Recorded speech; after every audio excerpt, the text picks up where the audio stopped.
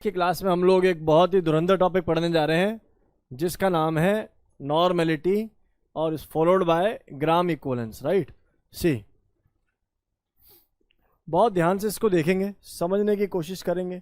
Topic बेहद important है और बेहद दमदार है, ठीक है ना। तो ध्यान से इसको सीखें। स्टार्टिंग के 10, 15, 20 मिनट तो तुम्हें मजा आएगा, उसके बाद कहोगे क्यों आ गए हैं, ठीक है। ये तो बिल्कुल भी सर के ऊपर से बाउंस बैक हो रहा है। चलो फिलहाल के देखेंगे, फिलहाल के लिए देखेंगे सभी, आगे की कहानी को सीखने की कोशिश करते हैं प्यारे बच्चों। सी, ओके, इससे पहले मतलब नॉर्मलिटी सिखाना है। सी, प्यारे बच्चों जरा ध्यान से सुनेंगे सभी। आप एक बात बताइए जरा मुझे, आप लोगों को मोलैरिटी का ज्ञान है? मोलैरिटी, सर मोलैरिटी क्या थी? सर मोलैरिटी का मतलब था molarity, molarity, and it is represented by capital M, right. आपको याद हो तो मोलैरिटी को ऐसे पढ़ाते थे, सुनना ध्यान से। मोलैरिटी को पढ़ाते थे, molarity is equals to, molarity is equals to, molarity is equals to number of moles of solute divide by volume of solution in litre. सही बात, हाँ या ना? बोल दो भाई। मोलैरिटी है इसलिए क्या है बेटा? मोल है। और इसको अगर मैं पूरा लिखने की कोशिश करूं तो ऐसे लिख देते थे, क्या? मोलैरिटी को लिखते थे sir given weight of solute divide by molecular mass of solute multiply by volume in litre. सही है। और इसको लिखने का क्या तरीका था? Given weight of solute divide by molecular mass of solute multiply by volume in ml and it should be multiply by the term. सही है भाई। तो ये बेसिक से फॉर्मूले थे जो आप लोगों ने सीखे। अच्छा, लास्ट क्लास में इन सब चीज़ों की चर्चा पहले ही हो गई थी कि अगर मुझे मोल्स ही निकालने, केवल मोल्स, तो मोल्स निकालने का तरीका ये भी हो सकता है कि मोलरिटी को मैं किससे मल्टीप्लाई कर दूं? वॉल्यूम इन लीटर से मल्टीप्लाई कर दूं। क्या ये शब्द समझ में आए आप लोगों को? अगर मैं यहाँ पर मोल ना निकाल कर क्या निकालूं बेटा जी? मिलीमोल। कौन से मोल? मिलीमोल। तो बस इस लीटर की जगह मुझे क्या काम करना पड़ेगा? मिलीलीटर करना पड़ेगा और ये डेटा हमारे पक्ष में आ जाएगा। बोलो हाँ या ना? आप कहोगे सर ये बातें तो महा बेसिक हैं और पहले भी आप लोगों ने सिखा रखी हैं। चलिए पिक्चर भैया आगे की शुरुआत करता हूं, इस कृपया करके ध्यान से सीखिए। एक टर्म जिसका नाम है नॉर्मेलिटी। नॉर्मेलिटी आपको याद है? मोलैरिटी अगर मैं तुमसे पूछता कि भाई मेरे पास H2SO4 है, ये जब टूट रहा है तो कैसे टूटेगा? Twice of H plus plus SO4 2 negative, है ना। अगर मैं तुमसे पूछूं कि इसकी मोलैरिटी अगर 10 है तो बताओ इसकी मोलैरिटी कितनी होगी? तुम कहोगे 20 और तुम कहोगे 10। ये बात सही है। मैं आपको एक बार ये बात दोहरा दूं कि आज की क्लास में जिस बच्चे का कंसंट्रेशन नहीं है उसको समझ में नहीं आएगा। साफ और स्पष्ट बता रहा हूं भाई, फिर चाहे मैं पढ़ाऊं चाहे कोई और पढ़ाए, कुछ कुछ टॉपिक्स ही ऐसे होते हैं, राइट। जैसे कि ग्राम इक्विवेलेंस है, थोड़ा सा बैकग्राउंड स्ट्रांग है तभी इस टॉपिक को सीखोगे मजेदार तरीके से। और एक बार सीख गए ना तो आप देखोगे कि मोल कॉन्सेप्ट के धुरंधर सवाल आप चुटकियों में सॉल्व कर रहे होंगे अगर कॉन्सेप्चुअली आप सीख गए चीजों को तो। अब नॉर्मेलिटी की बात कर रहा हूं। Normality is represented by capital N. बहुत सुंदर। सर आपने ना कंसंट्रेशन पढ़ाते हुए नॉर्मेलिटी को छोड़ा था, जान के छोड़ा था। क्यों? क्योंकि जब रेडॉक्स की टाइट्रेशन शुरू होंगी उस समय नॉर्मेलिटी का यूज होगा, और नॉर्मेलिटी का यूज होगा तो वहीं पढ़ाएंगे रिलेट कराते हुए, तो वो समय आ चुका है, इसलिए ध्यान से देखो। Normality is an. अब नॉर्मेलिटी है क्या, कैसे काम करता है, उस बात को समझो बेटा जी। भाई आपके पास मोलैरिटी थी तो आपने यूज किया मोल। आपके पास मोलैरिटी थी तो आप लोगों ने टर्म यूज की क्या? मोल।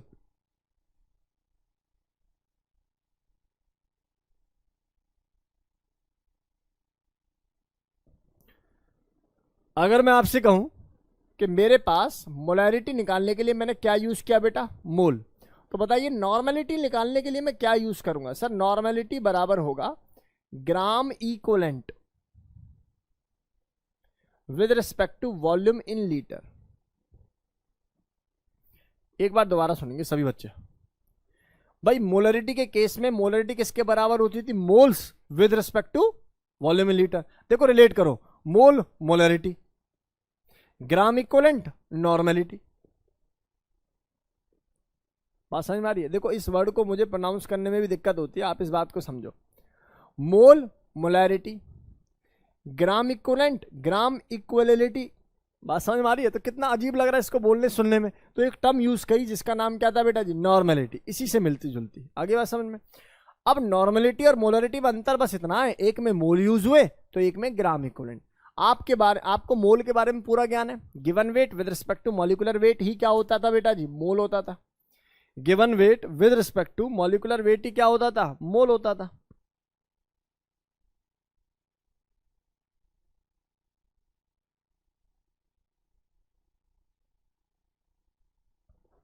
देखिए जरा ध्यान से, normality is equal to gram equivalent divide by volume in litre. See बहुत ध्यान से देखिए, चीजों को समझिए, बहुत ध्यान से देखो, इसको समझो।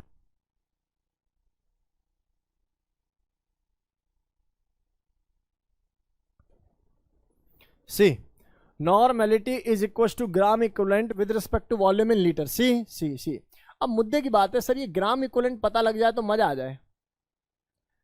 सर ग्राम इक्विवेलेंट, अच्छा मुझे बताओ मोल किसके बराबर होता था? Given weight with respect to molecular weight. भाई मोल का फॉर्मूला क्या होता था? गिवन वेट या given mass with respect to molar mass. अच्छा इसको मॉलिक्यूलर मास से क्यों डिवाइड करते थे? क्योंकि मोल था। मोल तो मोलर मास। और अगर मैं तुमसे पूछूं ग्राम इक्विवेलेंट तो यहां क्या आ जाएगा? Equivalent mass. गेम समझ में आया कि नहीं आया? तो यानी कि इसको रट्टा नहीं लगाना कि ग्राम इक्विवेलेंट का मतलब होता है कौन सा वेट बेटा जी? गिवन वेट डिवाइड बाय, मुझे क्या लिखना चाहिए बता? Equivalent weight. कुछ आगे समझ में आ रहा बेटा? मैंने क्या बोला? Yes there is a difference between gram equivalent या फिर मैं कहूं इक्विवेलेंट वेट। Got it? दोबारा ध्यान से सुनिए। Molarity is what? Mole with respect to volume. Normality is what? Gram equivalent with respect to volume. Mole is equal to given weight with respect to molecular weight. Gram equivalent is what? Given weight with respect to equivalent weight. शायद relate कर पा रहे होंगे आप लोग। चलिए अब मुद्दे की बात आती है, सर वहां मोलर मास तो सर फटाफट से निकाल लेते थे। कैसे निकालते थे आप लोग मॉलिक्यूलर मास? HCl का 1 + 35.5 36.6 इस तरीके से। जरा इक्विवेलेंट वेट के बारे में बात कर लें। सर ये इक्विवेलेंट वेट क्या चीज है? इक्विवेलेंट वेट बराबर होता है प्यारे बच्चों, ये होता है बेटा जी मॉलिक्यूलर वेट या मोलर वेट,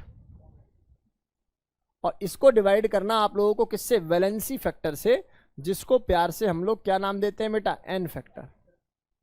क्या नाम देते हैं? N factor. अब सारी दुविधा ये आ जाती है कि एन फैक्टर क्या है। भाई मॉलिक्यूलर वेट तो निकाल ही लेते हैं, जैसे O2 का मॉलिक्यूलर वेट कितना होगा?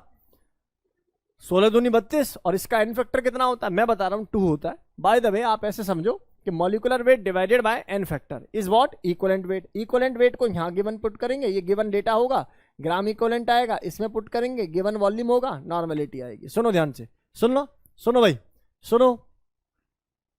मैं आपको क्या बोल रहा हूं? मैं आप लोगों को बोल रहा हूं एक कंटेनर है जिसके अंदर 1 लीटर वॉल्यूम है, खत्म। 1 लीटर आते यहां समझ लो आप लोग 1 लीटर ये आ गया और 1 लीटर ये आ गया, तो मोलरिटी ही मोल्स हो गए और नॉर्मलिटी क्या हो गया बेटा जी? Gram equivalent. Got it? अब मैं क्या कह रहा हूं, उस कंटेनर के अंदर H2SO4 डाल रखा है मैंने। कितना? 9.8 ग्राम H2SO4 डाल दिया। तो 9.8 डालते क्या सीखे? 9.8 divide by molecular mass 98 multiply by volume. तो now you can calculate molarity, है ना? अगर इसी का तुम्हें नॉर्मेलिटी कैलकुलेट करना होता तो कुछ नहीं करना, इसी फॉर्मूले को मैं इस वाली टर्म में लिख रहा हूं, देखते हैं कितने बच्चे सीख पाते हैं। बेटा gram equivalent is what? Sir gram equivalent का मतलब होता है sir given weight divide by equivalent weight, और इक्विवेलेंट वेट का मतलब क्या होता है बेटा जी? Molecular weight upon n factor. Upon का मतलब क्या हो जाएगा यहां पर बेटा जी?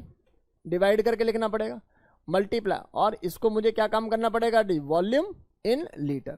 मुझे एक बात बताओ, क्या ये पूरी बात मोलैरिटी थी या नहीं थी? इसका मतलब नॉर्मेलिटी का एक नया फॉर्मूला बना रहा हूं आप लोगों के लिए, एन फैक्टर इनटू, ये आप लोगों ने सुना पढ़ा समझा भी है। एक बार दोबारा सुन लीजिए। अगर आपके पास किसी कंपाउंड की मोलरिटी है और उसका एन फैक्टर है, तो आपका पूरा मैकेनिज्म समझने की कोई आवश्यकता नहीं है, दोनों को मल्टीप्लाई करो, then you are with normality. किसके साथ हो जाओगे? नॉर्मेलिटी। और अगर वॉल्यूम 1 लीटर है तो यही नॉर्मेलिटी किसके बराबर होती है? ग्राम इक्विवेलेंट के। किसके बराबर होती है बच्चों? ग्राम इक्विवेलेंट के बराबर होती है। Let me check recording on है या नहीं, बहुत दिक्कत आ जाएगी। ऑन है, चलो देखो जरा ध्यान से। तो मुद्दे की बात normality is what? Gram equivalent with respect to volume. अच्छा एक बात बता, क्या तेरे टीचर ने मोल्स को ऐसे लिखा था, moles is equal to molarity multiply by volume in litre? तो एक काम कर लूं, क्या मैं ग्राम इक्विवेलेंट को ऐसे लिख दूं, gram equivalent is equal to normality multiply by volume in litre? हाँ या ना में जवाब दो। ग्राम इक्विवेलेंट का पहला फॉर्मूला, चलो जी, क्या ग्राम इक्विवेलेंट का और भी कोई फॉर्मूला है तुम्हारे पास? देखना जरा, क्या मैं ग्राम इक्विवेलेंट को ऐसे लिख दूं, भाई gram equivalent is what? Given weight with respect to molecular weight multiply by N factor. तो क्यों ना इसको ऐसा लिखा जाए, moles multiply by N factor. भाई कितने बच्चों को ये दूसरा फॉर्मूला भी समझ में आ गया कि हाँ जी सर जो बता रहे हो बिल्कुल सही है? फॉर्मूला नंबर 3 सुन लो, सुनो बेटा, किसी ने बोला फर्स्ट और सेकंड दोबारा समझा दो, फॉर्मूला कैसे आया? भाई क्या नॉर्मेलिटी का formula given gram equivalent divide by volume होता है? इसी से पूरी कंपोजिशन निकाला मैंने, given weight divide by molecular weight multiply by volume in litre multiply by N factor. ठीक है, अब मैं तुझसे क्या कह रहा हूं, क्या ये पूरी बात मोल है? हाँ या ना में जवाब दे। ये मोल है और मोल को एन फैक्टर से मल्टीप्लाई कर दूंगा तो ग्राम इक्विवेलेंट आएगा कि नहीं आएगा? आएगा। तो वही लिखा है मैंने, मोल को एन फैक्टर से मल्टीप्लाई करके तो लिखा है मोल मल्टीप्लाई बाय एन फैक्टर। ये देखो, मोल मल्टीप्लाई बाय एन फैक्टर। और एक फॉर्मूला सीधा बनाया, नॉर्मेलिटी को वॉल्यूम से मल्टीप्लाई कर दिया, ग्राम इक्विवेलेंट निकाल दिया। हाँ या ना? आया या नहीं आया? और कैसे निकाल सकते हैं बताओ जरा, क्या और भी कोई फॉर्मूला हो सकता है इसका? हाँ, वो तो कॉमन फार्मूला हो गया। तो मतलब मेनली ये 2 फॉर्मूले अपने दिमाग में आप लोगों को रखने हैं, किसके लिए? ग्राम इक्विवेलेंट के लिए। मैं बार बार बोल रहा हूं, gram equivalent and equivalent weight both are different thing. Equivalent weight is what? Molar weight divide by, और gram equivalent is what? Given weight divide by equivalent weight. Both are the different thing. इसको note कीजिए आराम से, आराम से इसको note कीजिए, घबराए बिना।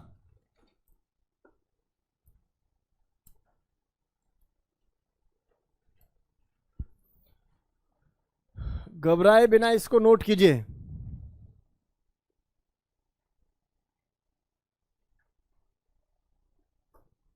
आप चाहें तो इसको तीसरा फॉर्मूला ये भी बना सकते हो, लिखा ही हुआ है, ग्राम इक्विवेलेंट बराबर हो जाएगा किसके? Given weight divide by equivalent wait. समझ में आ रहा होगा? मतलब मैं इसलिए लिख रहा हूं क्योंकि आगे चल के ग्राम इक्विवेलेंट ही ग्राम इक्विवेलेंट होगा। समझ में आया बेटा? चल इधर आ जा, अगला सवाल देख। अच्छा रिलेट हो गया ये? पक्का फंसोगे तो नहीं? चलो मैं किसी से पूछूं, सिदानी बता, मोलरिटी और नॉर्मेलिटी में क्या रिलेशन है? Normality is equal to molarity multiply by N factor. बहुत बढ़िया। अच्छा बता, ग्राम इक्विवेलेंट और मोल में क्या रिलेशन है? शाबाश, समझ में आ गया? मोल इंटू एन फैक्टर ही क्या हो जाएगा? ग्राम इक्विवेलेंट। और ग्राम इक्विवेलेंट को निकालने का तरीका नॉर्मेलिटी इंटू वॉल्यूम भी है। अगर वॉल्यूम लीटर में है तो निकालोगे क्या? Gram equivalent. अगर वॉल्यूम ml में है तो क्या निकालोगे? Milligram equivalent. ये सवाल है, अब बनेगा आगे चल के। देखो बहुत ध्यान से इसको देखो, समझने की कोशिश कीजिए प्यारे बच्चों, बहुत ध्यान से इसको प्लीज देखें। एक टर्म आती है जिसका नाम है एन फैक्टर। भाई पढ़ा है ना हम लोगों ने एन फैक्टर बार बार। ये एन फैक्टर नहीं पता तो कैसे सवाल सॉल्व करेंगे? तो एन फैक्टर एसिड बेस और सॉल्ट के लिए कुछ मैंने बातें यहां पर लिख रखी हैं, उसको सीखें भाई।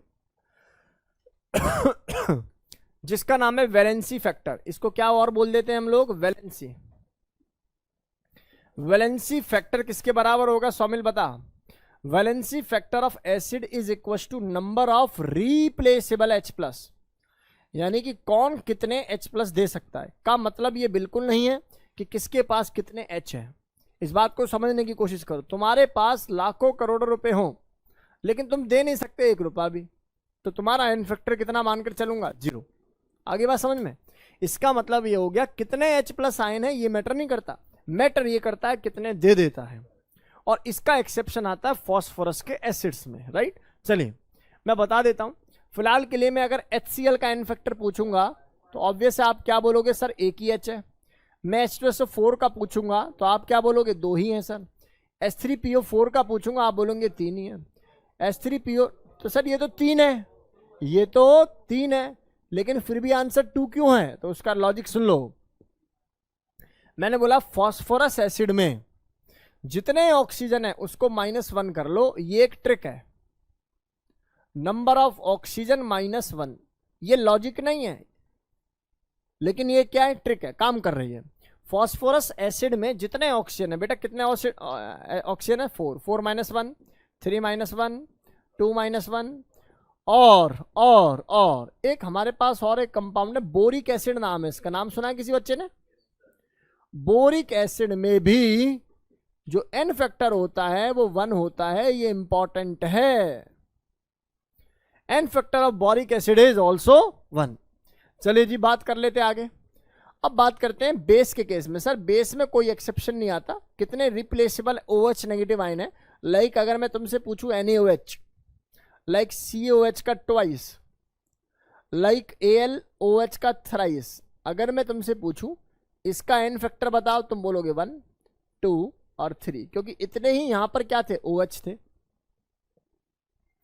गेम समझ में आ गया एन फैक्टर का? बोल दो। अगर मैं आपको यहीं पे पूछता, सुनो ध्यान से, सुन भाई, मैं पूछता molarity of boric acid is 10, calculate its normality. तो नॉर्मेलिटी का क्या फॉर्मूला होता है, molarity multiply by N factor. बाई का एन फैक्टर कितना होता है 1, मोलैरिटी ही नॉर्मेलिटी हो जाती, मोलैरिटी ही यहां क्या हो जाती, नॉर्मेलिटी। अगला सवाल सुन लो भाई ध्यान से, पहले आराम से नोट करना, समय देंगे, बहुत ध्यान से देखो बेटा। Valency factor of salt, salt के केस में इंपॉर्टेंट है टोटल चार्ज ऑन कैटाइन, या फिर मैं क्या कह सकता हूं, एनाइन। कैटाइन के ऊपर टोटल चार्ज कैलकुलेट करो या अनाइन के ऊपर टोटल चार्ज कैलकुलेट करो, यही किसके बराबर हो जाएगा, वैलेंसी फैक्टर के बराबर हो जाएगा, सी। बच्चा मैंने आप लोगों से बोला सर आप कैसे चेक कर लोगे किसके ऊपर कितना चार्ज है, बहुत सिंपल सा तरीका है। जब इसको तोड़ोगे तो Na+ में टूटेगा, क्योंकि 2 सोडियम है तो 2 लगाने पड़ेंगे, और CO3 किस में टूटता है, -2। भाई टोटल चार्ज ऑन कैटाइन बताना, इसका मतलब भाई का एन फैक्टर कितना हो गया, 2। जरा इसका बताओ, आप पता ही है ना भाई K+ होता है, तो 4 हो जाएगा तो कितना हो जाएगा, 4K+। हाँ या ना में जवाब दो। प्लस क्या बनेगा, FeCN6 4-, जितना चार्ज प्लस में होता है उतना ही माइनस होता है, क्योंकि कंपाउंड कैसा है, ये न्यूट्रल है। जितना चार्ज प्लस में था उतना ही किस में होगा, माइनस में। इसका मतलब यहाँ जो एन फैक्टर हो जाएगा वो कितना हो जाएगा बच्चों, 4 हो जाएगा, क्योंकि टोटल चार्ज ऑन कैटाइन या फिर एनाइन। यहाँ आ जाओ, इसको बताओ जरा, सुन लो ये कैसे टूटेगा।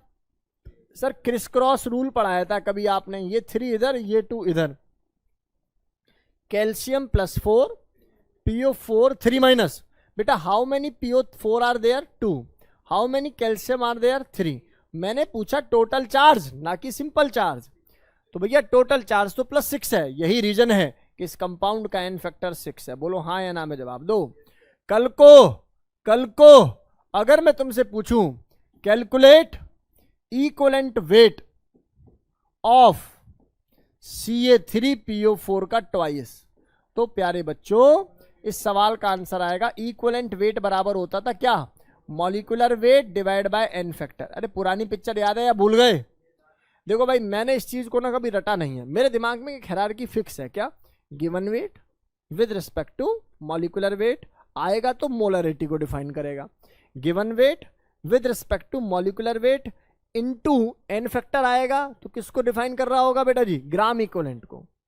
कोई अंतर नहीं है, आप सीधा सीधा मोल से खेलो, मोल को एन फैक्टर से मल्टीप्लाई करो, then you are with gram equivalent.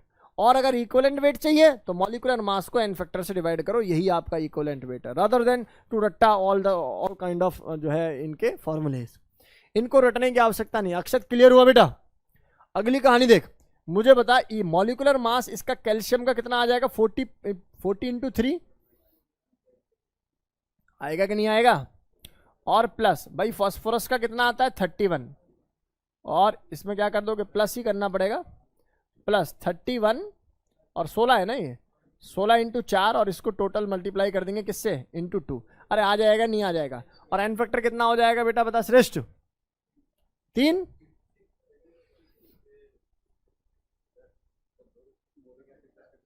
ये बनाते बोलो गेम समझ में आया नहीं आया? यहां तक कोई डाउट तो नहीं है भाई?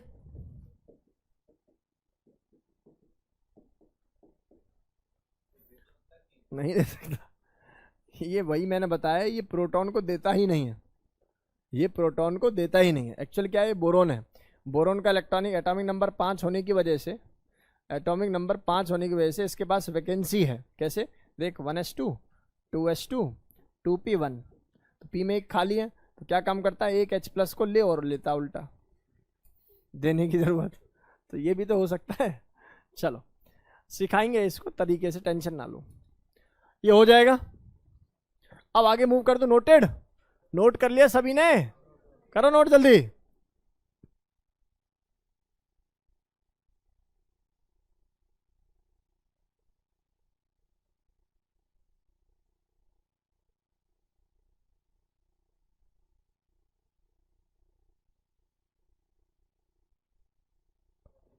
आ जाइए बस। सर चार्ज कैसे निकालते हैं बेटा? तोड़ते हैं ना, अब नहीं उसको, ये बेसिक टर्म से सीखनी पड़ेंगी। इसको तोड़ोगे ना कैल्शियम को, तो Ca+2 क्रॉस क्रॉस रूल होता है, 2 को इधर 3 को इधर, है ना। चलो इधर आओ। चलो जी सवाल देखना जरा, कितना सिंपल सा सवाल है, आप लोग निकाल पाओगे इस सवाल को? सवाल क्या पूछ रहा है जरा ध्यान से सुनना। सवाल क्या पूछ रहा है? सवाल पूछ रहा है calculate the number of equivalent and milliequivalent, calculate the number of equivalent and milliequivalent in 800 gram of NaOH, 3.65 gram of HCl and 0.49 gram of H2SO4 and 7.4 gram of CaOH twice. Done हो गई क्या? Equivalent या मिली equivalent? पहले तो equivalent निकाल लो, मिली equivalent के लिए multiply by 1000, multiply by 1000। तो अब जरा ध्यान से सीखने की कोशिश करिए, समझने की कोशिश करिए प्यारे बच्चों। इधर देखिए सभी बच्चों, इधर देखो भाई सभी, देखो कितना सिंपल माहौल है। क्या काम करना है आपको? नंबर ऑफ इक्विवेलेंट निकालना है। और सुनो सुनो, वो आपको नंबर ऑफ इक्विवेलेंट पूछे उसका मतलब ग्राम इक्विवेलेंट ही है, लेकिन इक्विवेलेंट मास या इक्विवेलेंट वेट पूछे तो वो लिखेगा proper, calculate equivalent weight. Clear है? तो भैया मुझे तो ग्राम इक्विवेलेंट का एक ही फॉर्मूला पता है। क्या पता है जरा बताओ? सर ये पता है मुझे तो, given weight divided by molecular weight multiply by N factor. ये पता है कि नहीं पता तुम बताओ? क्योंकि moles multiply by N factor rule मैंने ही आपको सिखाया है, moles multiply by N factor. Clear है?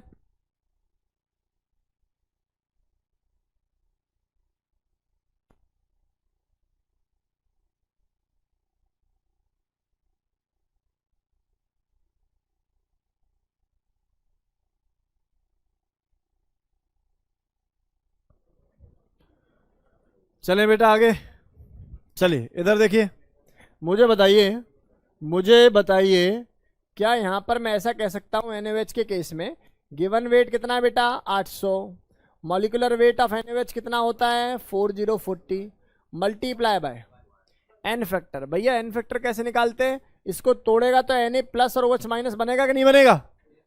या तो ऐसे निकाल ले, वरना बेस है, बेस में कितने OH है, यही क्या होता है एन फैक्टर। इसका मतलब पिक्चर कितनी आ जाएगी? 1। बोलो गेम समझ में आया कि नहीं आया?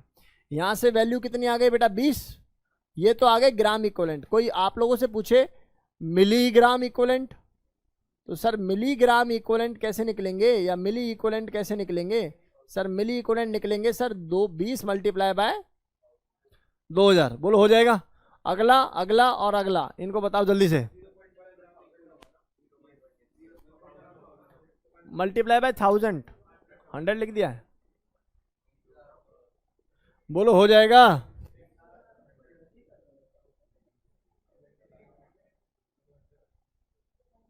बीस 20,000 मिली इक्विवेलेंट आएगा भाई।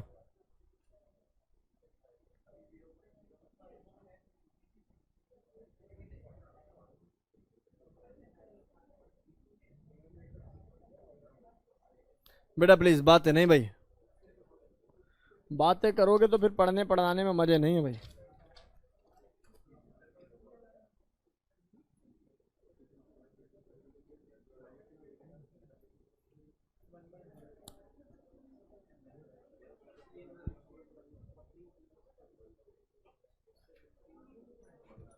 बातें नहीं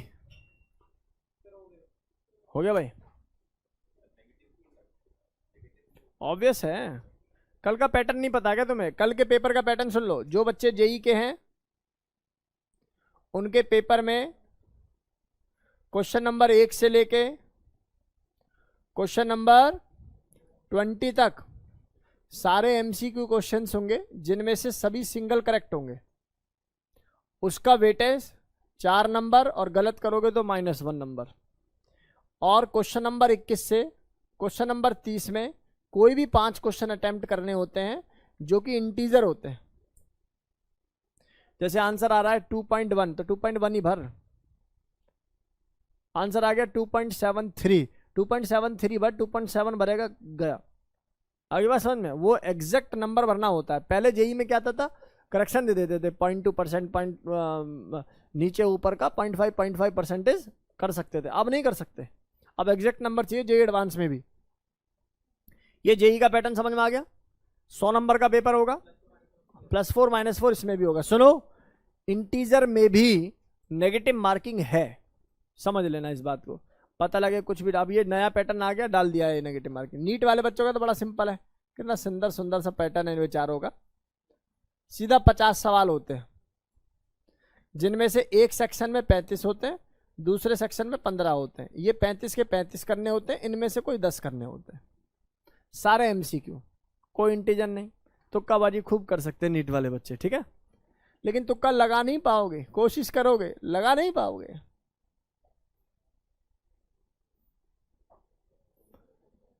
हाँ भाई, सवाल हो गए सारे। बस मुझे इस सवाल का आंसर बता दो, बाकी तो कर ही लोगे तुम। कैसे निकालोगे sir? Gram equivalent is equal to कितना गिवन वेट है बेटा? मॉलिक्यूलर वेट कितना निकाला? 74 मल्टीप्लाई बाय 2। बोलो गेम समझ में आ गया? सभी से हो जाएगा।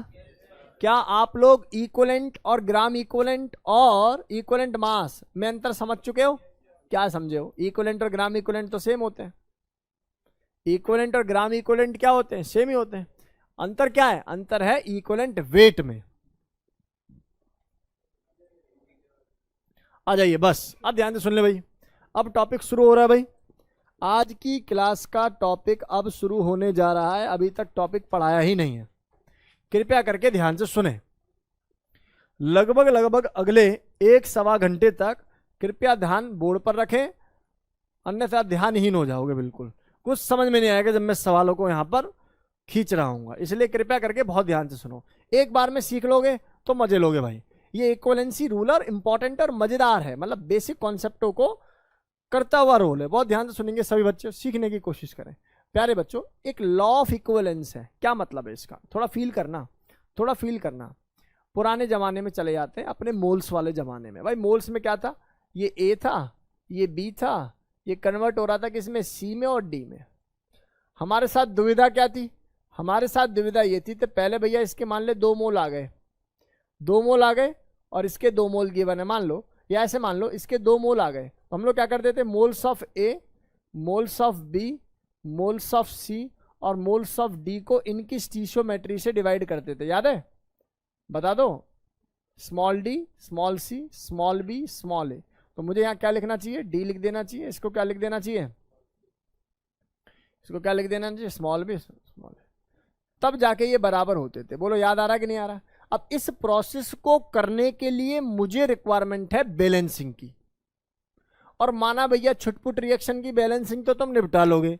अब रिएक्शन आ गई platinum, react with HNO3, react with H2SO4, react with H2CO3, react with फलाना, रिएक्ट विद दिकाना, कन्वर्ट इनटू दिस, कर लो बैलेंसिंग।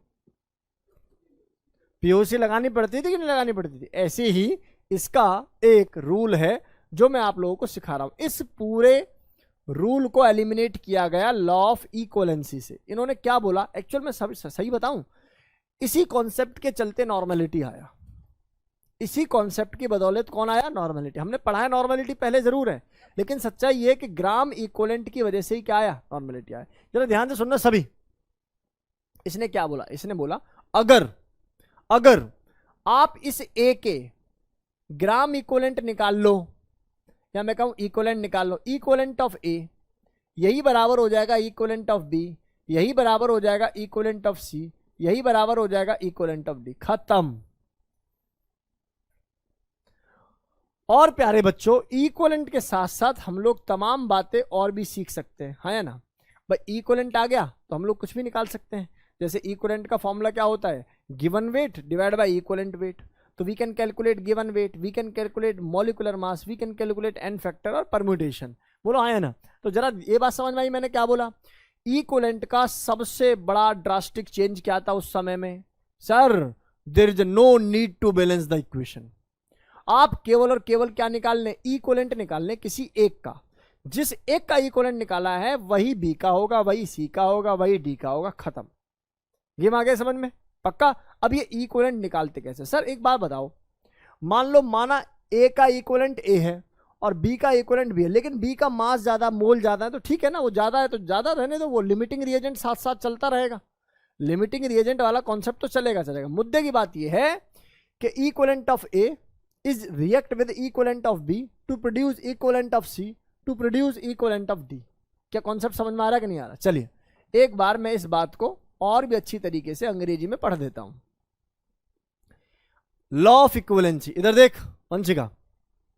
लॉ ऑफ इक्विवेलेंसी क्या कहती है, this law state that whenever any two substances react with each other, their reacting gram equivalent या equivalent, their reacting equivalent will always be same and the gram equivalent or equivalent will also equal to the equivalent of each product form। क्या बात समझ में आ गई है नहीं आई, यही तो मैंने बोला है।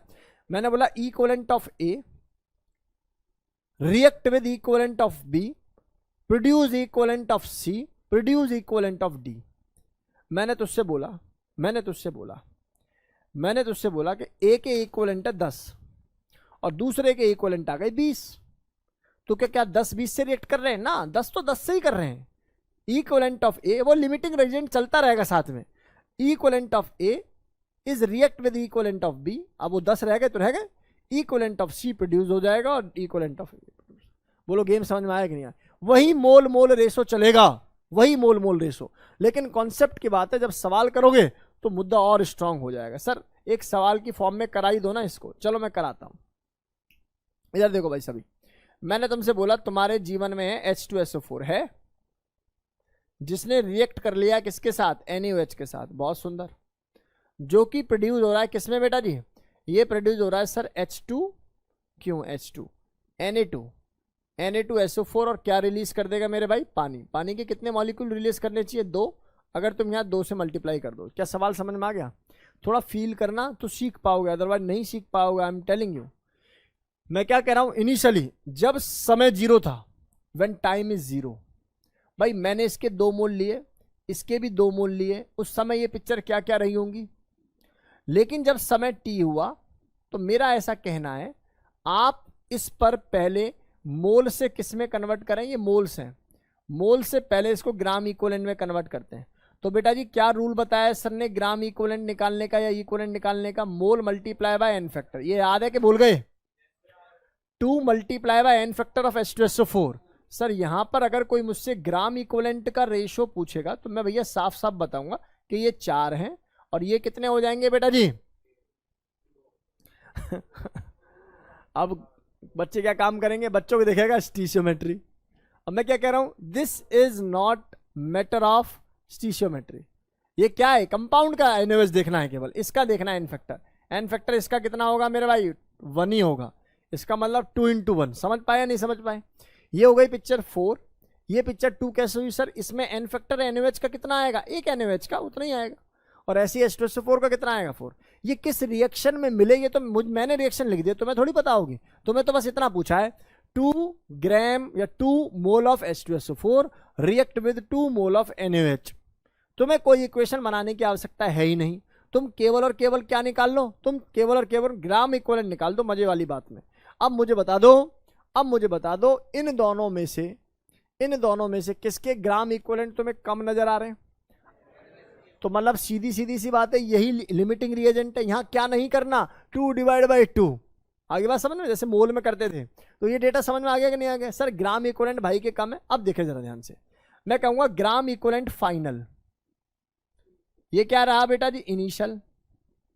तो फाइनली देखूंगा तो भाई साहब कितने बच जाएंगे, और ये कितने रिएक्शन में रह जाएंगे, ये कितने बढ़ जाएंगे, ये कितने बढ़ जाएंगे। बोलो गेम समझ में आया कि नहीं आया? अरे हाँ या ना? पक्का? अब जरा स्टेटमेंट पढ़ते हैं इनिशियल वाली, चलो ध्यान से पढ़ो।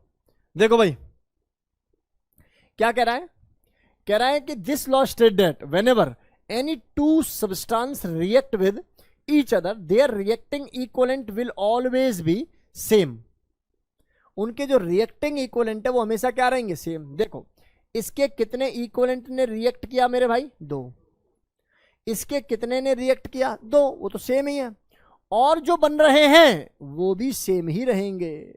तो देखो 2 ही आए कि नहीं आए? फील कर पाए? बोलो गेम क्लियर हो गई? तो इस टाइप का कोई भी सवाल आएगा आप लोग निपटा लोगे, यहां तक कोई दिक्कत किसी बच्चे को नहीं होनी चाहिए। क्या बेसिक टर्म्स क्लियर है? पक्का? फंसोगे तो नहीं इसमें? बोल भाई क्लियर हो गया? तो कल को अगर मुझे अगर इसमें से अगर मुझे H+ आयन की कंसंट्रेशन चाहिए in the term of normality of H+ ion, तो बेटा नॉर्मेलिटी का फॉर्मूला होता था molarity multiply by N factor. वो सब लगाने की क्या आवश्यकता है जब ग्राम इक्विवेलेंट है मेरे पास? क्या होता था? Gram equivalent with respect to volume. और मैं ले लेता हूं कि इसमें वॉल्यूम कितना ले रखा है मैंने ले रखा 1 लीटर, और ये भी कितना ले रखा 1 लीटर। तो बताओ जरा कितने H+ आयन है? अभी कितने H+ आयन है मेरे पास? 2। और H+2 इंटू कितना करना पड़ जाएगा इसको?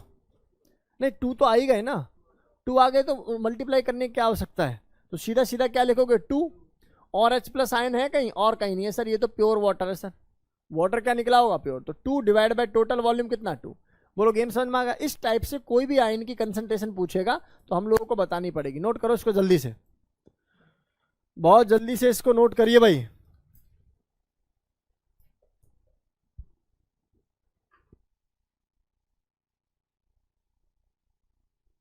H+ में तो मुझे मल्टीप्लाई करनी चाहिए, H+ में तो मुझे मल्टीप्लाई करनी चाहिए ना, एक H के निकाल रहा हूं तो।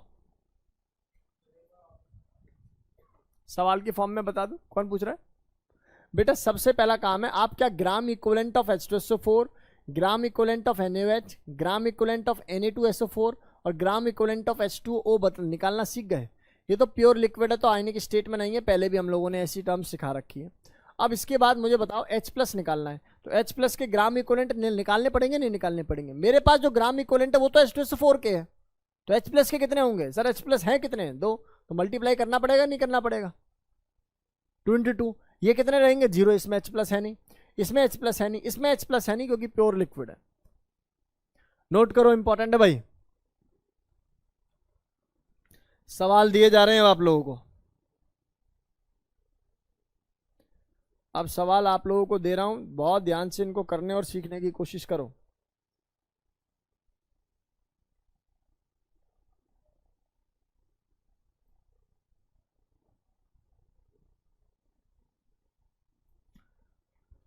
इक्विवेलेंट मास ऑफ ऑक्सीजन कितना होता है बताओ? ऑक्सीजन का मॉलिक्यूलर मास कितना होता है? 32 O2। तो डिवाइड बाय कितना करना पड़ेगा मुझे? गलत। अकेले ऑक्सीजन पर अगर मैं चार्ज दिखूंगा कहीं भी, कितना मिलेगा? -2। कितना मिलेगा? -2। तो 16 डिवाइड बाय 2 ऐसे करना पड़ेगा। एक ऑक्सीजन। चलें आगे।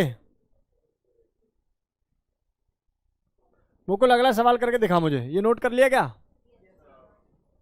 लगो अब। कभी भी एसिड बेस न्यूट्रलाइजेशन रिएक्शन आ जाए, एक काम करना, gram equivalent of acid is equal to gram equivalent of base. खत्म करो। Gram equivalent of acid is equal to gram equivalent of base. सवाल दिखाई दे रहा है आप लोगों को? ऑनलाइन वाले बच्चों बताओ जरा, हर्ष आंसर बताएगा मुझे? हर्ष आंसर बता बेटा। 0.1 molar 100 ml HCl solution is completely neutralized by strong base NaOH। तुम्हें क्या करना रिएक्शन लिखने से, आप क्या काम करोगे, ग्राम इक्विवेलेंट ऑफ एसिड किसके बराबर होने चाहिए, ग्राम इक्विवेलेंट ऑफ बेस, खत्म। और बोल ही रखा है कंप्लीटली न्यूट्रलाइज कर रहा है, कंप्लीटली न्यूट्रलाइज का मतलब क्या है, ग्राम इक्विवेलेंट दोनों के क्या होने चाहिए, बराबर। आंसर कर रहे हो या करा दूं?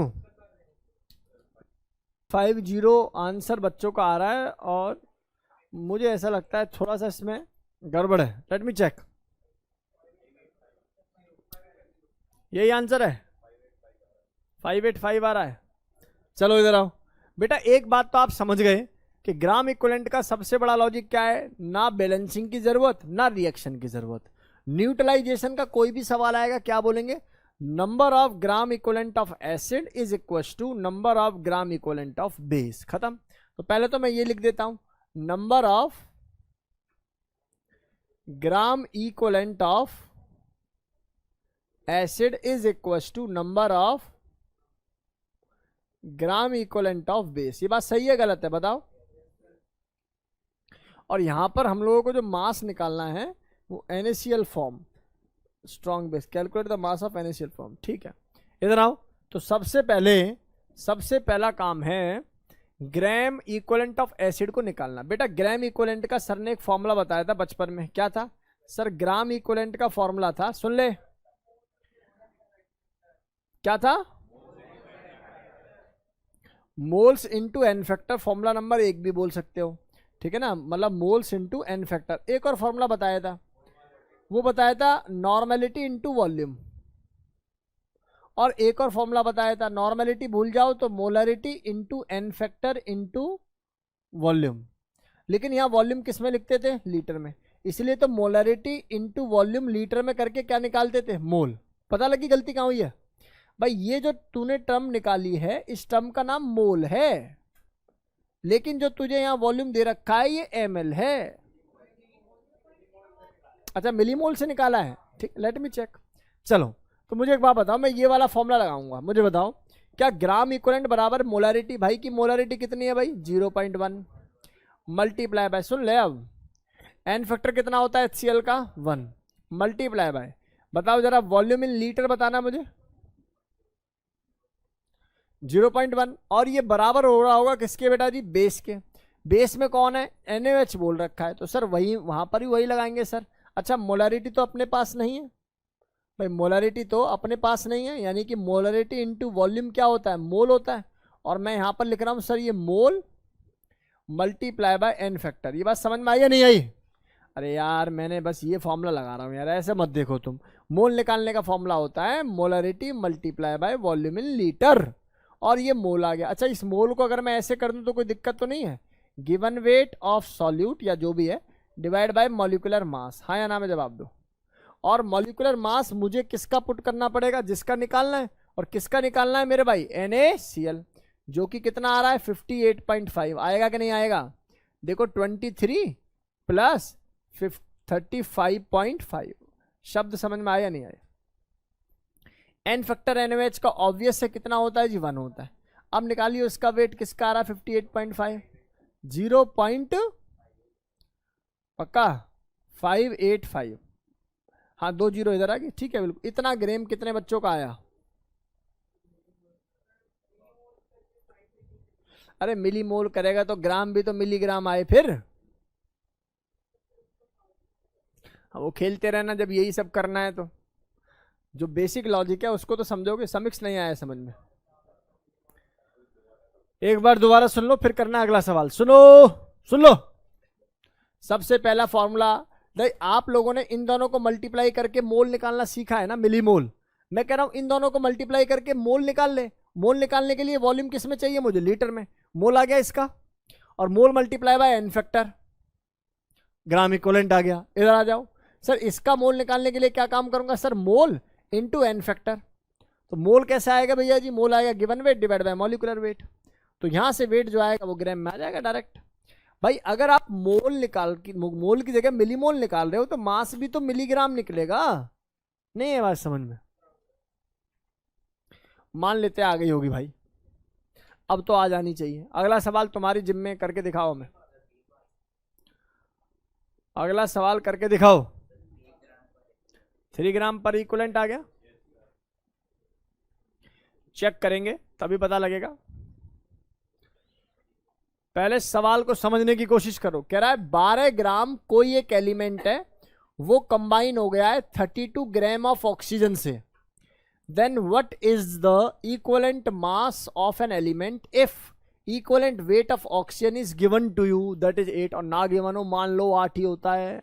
तो भैया मैंने तो ऐसा सुना है कि ग्राम इक्विवेलेंट जिसका भी आप पढ़ रहे हो दूसरे के बराबर ही होगा ग्राम इक्विवेलेंट। कितना सिंपल है, बता दे। 1 और 2 का ग्राम इक्विवेलेंट बराबर होगा कि नहीं होगा? बेटा ध्यान से सुन, विदे ध्यान से सुन, मैं क्या कह रहा हूं। ग्राम equal 12 gram of an element, यानी कि गिवन वेट दे रखा, और भैया इसका गिवन वेट क्या फॉर्मूला होता है? गिवन वेट ग्राम इक्विवेलेंट का given weight divide by equivalent wait. हाँ या ना में जवाब दो।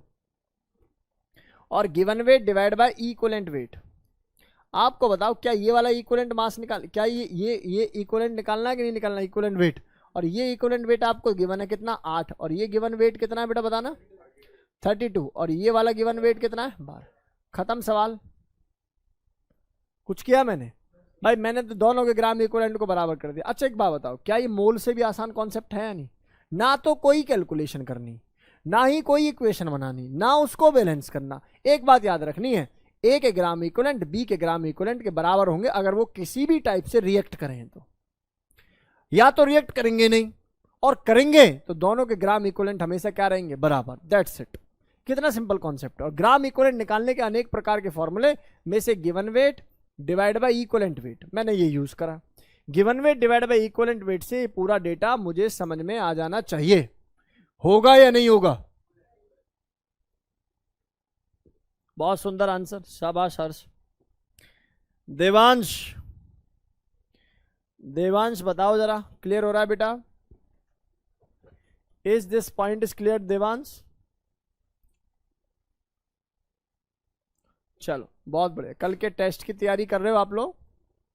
करके आना, मुंह उठा के मत आ जाना ऐसे ही, क्योंकि यहां से जाओगे तो फिर आंसू और मतलब समझ ना बहुत बेकार लगेगा अंदर से। एक बात और बता देता हूं, दोनों सेंटर का कंबाइंड करके रिजल्ट देते हैं हम लोग टेस्ट का, पता है ये बात? यानी कि इस सेंटर से कभी रैंक जाती है, कभी 12th में तो यही होता है, कभी ये सेंटर जीत रहा होता है, कभी वो वाला सेंटर जीत रहा होता है, ठीक है ना। 5-5 रैंक उस वाले सेंटर के ऊपर हो जाती हैं, और 5-5 रैंक इस वाले सेंटर के भी कभी कभी ऊपर हो जाती है, राइट। तो अब देखेंगे कौन सा सेंटर ज़्यादा परफॉर्म कर रहा है। टीचर एक ही है तो इक्वली पढ़ा रहा होगा। चलो आगे मूव करते हैं, बहुत ध्यान से देखेंगे और सीखने की कोशिश करेंगे। सी यानी कि तुम्हारे बैच के साथ लगभग 60 से 70 बच्चों पेपर और दे रहे होंगे, समझ में आ रही है? तो लगभग 100 बच्चों का पेपर का रिजल्ट आपके साथ बनेगा। कृपया करके सहूलियत फुल आंसर दें। अच्छा नहीं लगेगा नीचे से दूसरा नंबर, घर वाले मारेंगे बहुत भाई, और जो हम मारेंगे वो अलग, ठीक है। चलिए आगे मूव करते हैं। और सुन लो एक बात और सुन लो, एक बात और सुन लीजिए। हम परसेंटेज, हम लोग जो नंबर देते हैं वो मार्क्स देते हैं प्लस परसेंटेज देते हैं, परसेंटाइल नहीं देते, ठीक है ना। परसेंटाइल में तो बहुत अच्छे नंबर आ जाएंगे तुम्हारे, ठीक है ना। तो अपना प्रॉपर तरीके से उसी एरिया से रहे। और जो बच्चा कल का टेस्ट नहीं देगा अगली क्लास में इतने रुपए लाए, ठीक है, इतने रुपए साथ में लेके आए। चलिए बस बातें नहीं। 9.01 किसी का आ रहा है क्या? 01 भी दे रखे है क्या मैंने?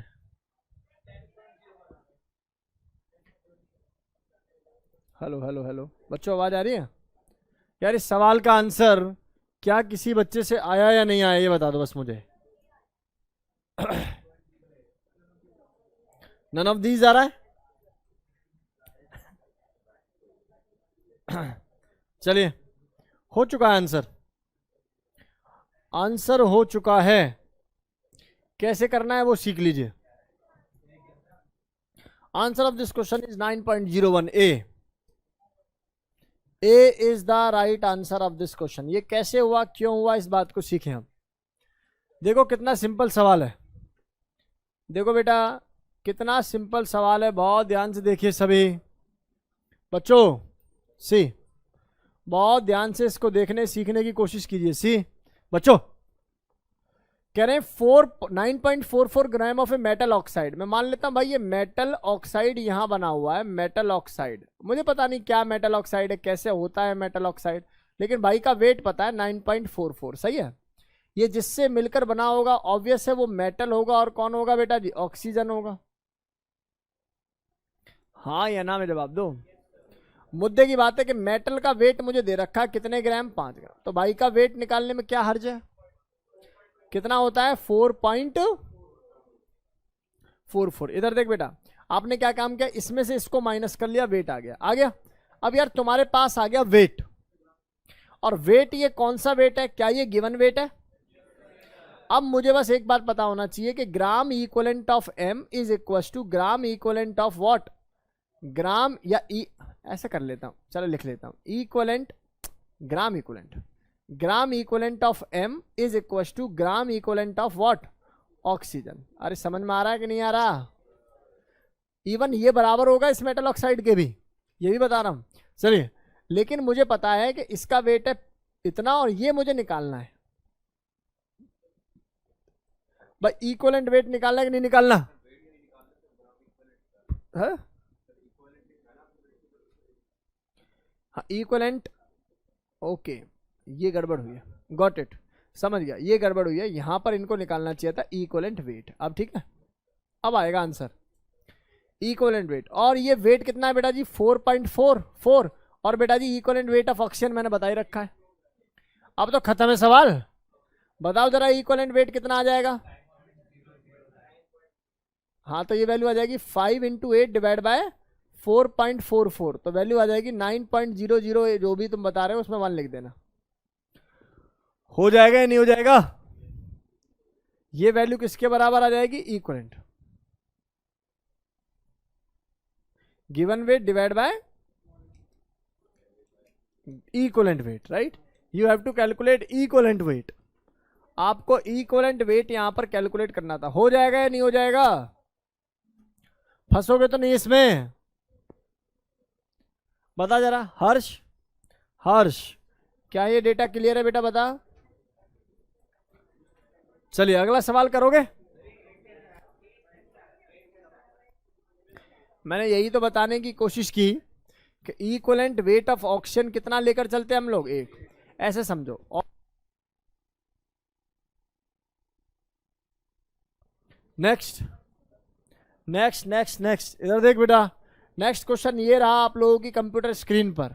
बढ़िया सवाल करो भाई। सवाल कहता है इतने मोलर 100 ml HCl सॉल्यूशन को मिक्स कर दिया गया है इतने मोलर AgNO3 सॉल्यूशन के साथ। Then calculate normality of H+ ion of final solution and normality of HNO3 in final. पहले मैं इक्वेशन लिखूं क्या इसकी? नहीं लिख लोगे? क्या करना है आप लोगों को? HCl लिखना है, और क्या बनाना पड़ेगा? AgNO3। दोनों मिलकर क्या बन जाएगा बेटा जी? बताओ जरा। AgCl, और साथ में क्या निकलेगा? HNO3। क्या इसका जो गिवन डेटा है वो मैं लिख सकता हूं? 0.2 मोलर 100 ml। सही है क्या? यहां से निकालोगे आप, क्या निकालोगे? ग्राम इक्विवेलेंट, और इस ml को लीटर में कन्वर्ट कर लेना। ये वैल्यू किस में आ जाएगी? 0.1 मोलर, और वैल्यू कितनी दे रखी है? 100 ml। यहां से भी इसको किस में कन्वर्ट कर लेंगे विधि? लीटर में कन्वर्ट कर लेंगे, ताकि ग्राम इक्विवेलेंट निकल पाए। अच्छा एक बात बता दो, क्या तुम्हें किसी टीचर ने ये बात बताई है कि AgCl एक पीपीटी है? इसका कंसंट्रेशन, इसका ग्राम इक्विवेलेंट होते हुए भी हम लोग कैलकुलेट नहीं करेंगे इसके आयनिक कंसंट्रेशन को, हाँ या ना? इसकी नॉर्मेलिटी हम लोग कैलकुलेट नहीं करेंगे। चलो अभी निकालो इस सवाल को, समय दिया जा रहा है निकालने के लिए। करो भाई क्वेश्चन। बेटा आवाज आ रही है? हर्ष आंसर बता। देवेश, देवांश, हर्ष, श्रेया, वंशिका, अवनी, आंसर बताओ यार। तुम लोग पार्टिसिपेट कम कर रहे हो, बता रहा हूं अभी। अच्छा ए पार्ट का आंसर कितने बच्चों का? 0.1 है। Raise your hand. लगभग सभी ने निकाल लिया। बी पार्ट का आंसर कितने बच्चों का 0.05 है। सी पार्ट का आंसर कैसे निकालेंगे? चल मैं निकालूंगा, इसमें सी दे नहीं रखा है यार आंसर, ठीक है, लेट मी चेक।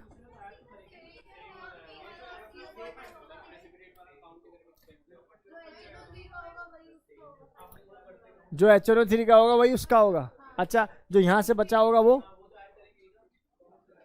सॉल्यूशन है ना। आ जाओ आ जाओ आ जाओ। हाँ बस बस बस, जीत गया तू, आ जा इधर आ, इधर आ। सबसे पहली बात, इतना सेंस समझ में आ गया आप लोगों को? मुझे इतनी सी बात बता दो, क्या इसको पहले तो लीटर में कन्वर्ट कर लो चुपचाप से, क्योंकि देखो मिलीमोल चल जाता था, मिलीग्राम में कैलकुलेशन बदल जाएंगी आपकी, इसलिए बेटर है वहां मिलीमोल खेलो। लेकिन यहां पर इसको किस में कन्वर्ट कर लो बेटा? लीटर में चुपचाप से। ग्राम ही उसमें क्या बोलते हैं, ग्राम इक्विवेलेंट में कन्वर्ट करके चलो। क्या ये 0.1 है? देवांश बता।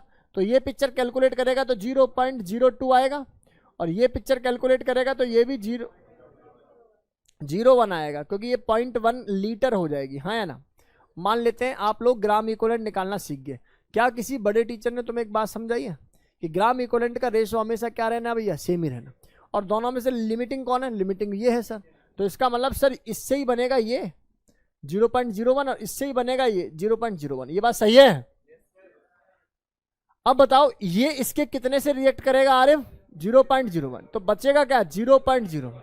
ये बात सही है सर? ये बच गया, ये खत्म है फाइनली। और ये कितना रहा? 0.01। और ये कितना रहा? 0.0।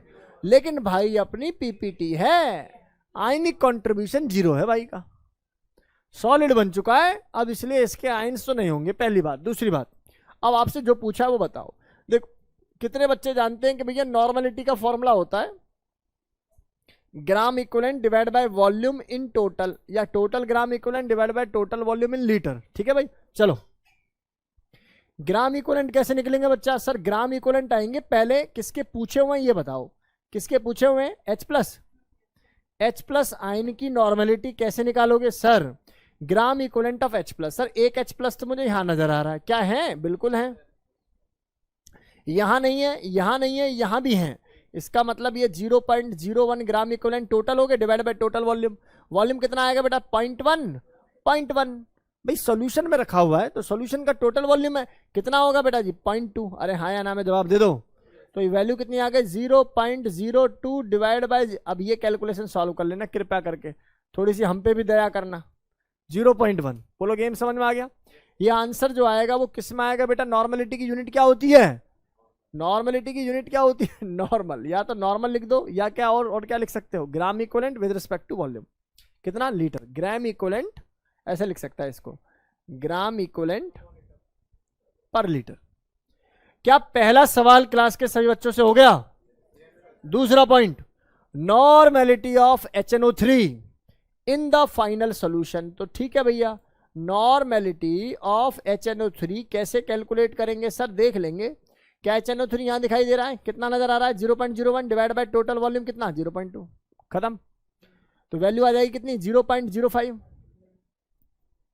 तीसरी बात, नॉर्मलिटी ऑफ फाइनल सॉल्यूशन। अरे नालायक बच्चों, नॉर्मलिटी कभी भी फाइनल सॉल्यूशन की पूछेंगे तो क्या तुम ग्राम इक्विवेलेंट ऑफ फाइनल सॉल्यूशन बोलोगे कि नहीं बोलोगे?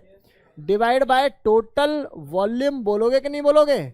तो भैया सीधी सी बात है, यहां पर ये वैल्यू कितनी आएगी? ग्राम इक्विवेलेंट टोटल कितना बचा हुआ है? 0.01। क्या इसको काउंट करूंगा? कभी नहीं। किसको काउंट करूंगा? इसको, प्लस 0.01। विधि मैंने इसको काउंट क्यों नहीं किया? क्योंकि ये क्या था?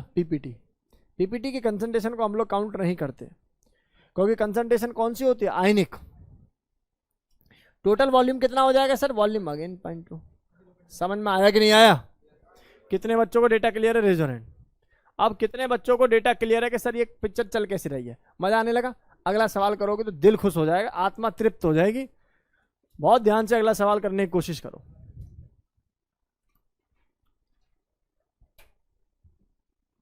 पढ़ के आना। सर कल के टेस्ट के लिए क्या पढ़े? सबसे पहला नोट्स पढ़ो, दूसरा हमने कुछ भेजा था ग्रुप पे तुम्हारे, वो पढ़ो, तीसरा भेज दिया। आप लोग कितने बच्चों के पास कुछ कंटेंट नहीं आया 100-125 क्वेश्चनों का? इंटीजर टाइप नहीं आया? कैसे भेजूं तुम लोगों को?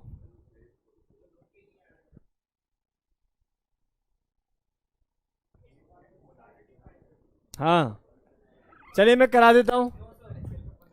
करा दूं क्या? चलो करा नहीं रहा, बस इक्वेशन लिख रहा हूँ। खुश ने बोला है सर इक्वेशन लिख दो, तो इसकी बात तो माननी पड़ेगी। HCl और H2SO4 को मिला रहा हूँ मेरे भाई, इससे क्या बनना मुझे खुद नहीं पता।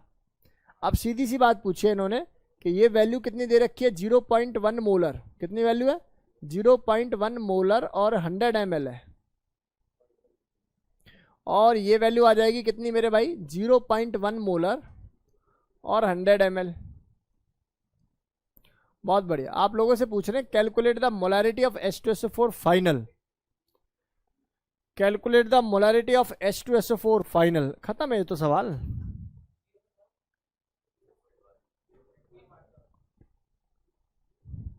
ए पार्ट का आंसर करा दूं क्या? देख भाई मोलैरिटी निकालने का क्या तरीका है बेटा? सर जिसकी मोलैरिटी निकालनी है ना उसका एक ही तरीका होता है, उसके टोटल मोल डिवाइड बाय उसका टोटल वॉल्यूम। सही है? टोटल मोल इसके कहाँ है भाई? H2SO4 ये थोड़ी है। अगर वो कहता है H+ आयन तो मैं सोचता, उसने बोला H2SO4 की निकालो, तो H2SO4 की मोलैरिटी कैसे निकलेगी बेटा जी? मोलैरिटी मोल्स कैसे निकलेंगे? Molarity multiply by volume in litre, तो 0.1 मल्टीप्लाई बाय 0.1 से नो। टोटल वॉल्यूम तो भैया वॉल्यूम तो ऐड होगा, बिल्कुल होगा, तो ये कितना आ जाएगा? 0.2। लीटर में निकाल रहा हूं मैं, लीटर में। कुछ ध्यान से देख ले, वैल्यू कितनी हो जाएगी? 0.01 डिवाइड बाय 0.2, तो वैल्यू आ जाएगी कितनी? 0.05। अरे सभी को आ गया होगा समझ में। पहला सवाल कितने बच्चों का सही है? रेजोरेंट पहला सवाल कितने बच्चों का सही है? बहुत बढ़िया। दूसरा करें भाई सभी। B point, normality of H2SO4। तो नॉर्मेलिटी क्या करना है सर? खत्म है सर। नॉर्मेलिटी सर ये आ जाएगी सर, कितनी आ जाएगी? मल्टीप्लाई बाय कितना? 2। भाई मोल्स को अगर मैं n फैक्टर से मल्टीप्लाई कर देता हूं तो यही ग्राम इक्विवेलेंट हो जाता है। और नॉर्मेलिटी का फॉर्मूला भी यही है अपना। क्या है नॉर्मेलिटी का फॉर्मूला बताओ सर? नॉर्मेलिटी का फॉर्मूला है sir gram equivalent with respect to volume in litre. से यस और नो? और ग्राम इक्विवेलेंट का फॉर्मूला क्या है sir? Moles multiply by n factor divide by ये वाली टर्म, है ना? तो मोल्स कितने आए? 0.01 मल्टीप्लाई बाय 2 डिवाइड बाय 0.2। अरे हो जाएगा कि नहीं हो जाएगा? कितनी वैल्यू आएगी? 0.1 हो जाएगा। थर्ड,